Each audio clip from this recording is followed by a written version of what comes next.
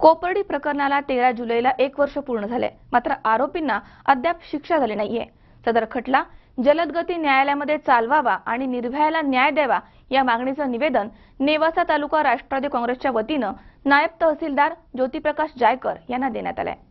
कर्जत तालुक्यातील कोपर्डी येथील घटनेला 1 वर्ष उलटून गेले, तरी निर्भयासह पीडित कुटुंबियांना अजूनही न्याय मिळाला नाहीये।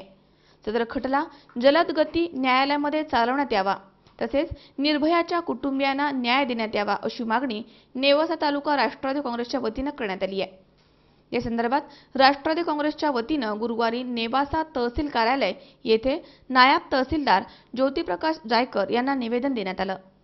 यावेळी राष्ट्रवादीचे नेते पांडुरंग अभंग, जिल्हा परिषदेचे माजी अध्यक्ष विठ्ठलराव लंघे, ॲडव्होकेट देसाई देशमुख, तालुकाध्यक्ष काशीनाथ नवले, कॉम्रेड बाबा आरगडे, कार्याध्यक्ष दादासाहेब गंडाळ, गणेश गव्हाणे, प्रदीप ढोकणे, ज्ञानेश्वर आरगडे, डॉक्टर शंकरराव शिंदे, योगेश रासने, राजेंद्र पोद्दार, सचिन कडू, सुरेश ढोकणे, बाळासाहेब आरगडे, प्राध्यापक भाऊसाहेब सावंत आदी कार्यकर्ते मोठ्या संख्येने उपस्थित होते। आज या कोपर्डीच्या घटनेच्या संबंधामध्ये राष्ट्रवादी काँग्रेसतर्फे आपण या ठिकाणी तहसीलदारला नेवासा तालुक्याच्या वतीनं सर्व कार्यकर्त्याच्या सहकार्याने आपण त्यांनी निषेधाचं पत्र दिलेलं आहे। संबंध जिल्ह्यामध्ये संबंध महाराष्ट्रामध्ये हा कार्यक्रम राष्ट्रवादीच्या वतीनं राबवलेला आहे। या निमित्तानं निश्चित प्रमाणामध्ये म्हटलं पाहिजे की सरकारची जी दिरंगाई आहे, अजून त्या कुटुंबाला कुठल्या प्रकारचं सुविधा निर्माण झालेली नाही।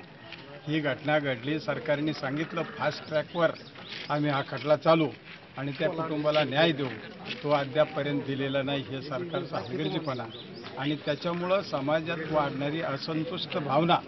आज कोट्यावधी लोकांनी त्यावेळेला आंदोलन केलं, मूक मोर्चे काढले, लाखो लोक प्रत्येक तालुक्यामध्ये जमा होऊन त्यांनी प्रत्येक ठिकाणी निवेदनं दिली, तरीसुद्धा सरकार कुठल्या प्रकारची दखल घेत नाही आणि त्यामुळं अनेक जी गुन्हेगारी वाढायला लागली। त्याचंच उदाहरण म्हणून कोपरगाव तालुक्यातलं जे मतिमंद मुलीच्यावर अत्याचार झाला, ती सुद्धा घटना घडली, तिचंसुद्धा अजून कुठल्याही प्रकारची तिथं सरकारने दखल घेतलेली नाही। तसंच आता अमरनाथवर यात्रेकरूवर हल्ला झाला आणि मग ही प्रवृत्ती वाढत चालली, परंतु सरकार जर बेदखल असेल तर समाजामध्ये फार मोठं विघटन आणि फार मोठी नाराजी या निमित्तानं निर्माण होणार आहे आणि म्हणून यांच्या कुटुंबियांना ताबडतोब संरक्षण देऊन ताबडतोब सुविधा निर्माण करून द्याव्यात आणि झालेल्या अत्याचारावर खरं त्या शासन त्यांना फाशीची शिक्षा लवकरात लवकर सुनावण्यासाठी कोर्टानं वगैरे त्यांना सगळ्यांना थोडंसं संबंधित करावं अशी मी त्या सरकारलाही करतो, सरकारचा निषेध करतो। आज या ठिकाणी आपल्या जिल्ह्यामध्ये कर्जत तालुक्यामध्ये कोपर्डीची घटना होऊन जवळजवळ 1 वर्ष पूर्ण झालेलं आहे आणि खरं तर अतिशय एका निरागस भगिनीवरती अमनुष्य अत्याचार करून आरोपी अद्यापही या ठिकाणी जिवंत आहेत। संपूर्ण राज्यामध्ये आणि देशामध्ये एक काळिमा फासणारी ही घटना असून 1 वर्ष उलटलं तरी देखील या ठिकाणी प्रमुख आरोपींना त्या ठिकाणी फाशीची शिक्षा झालेली नाही आणि म्हणून आम्ही आज सर्व जिल्ह्यामध्ये प्रत्येक तहसील कार्यालयावरती जाऊन राष्ट्रवादी काँग्रेस पक्षाच्या वतीनं आरोपींना कडकात कडक शासन फाशीची शिक्षा व्हावी याच्यासाठी शासनाला आम्ही निवेदन दिलेलं आहे आणि लवकरात लवकर त्याची अंमलबजावणी शासन करेल अशी अपेक्षा व्यक्त करतो।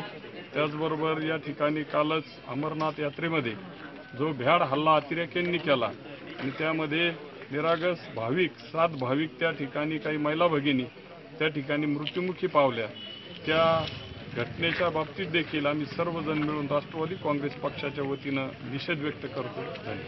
शंकर नाबदे, सी 24 तास, नेवासा।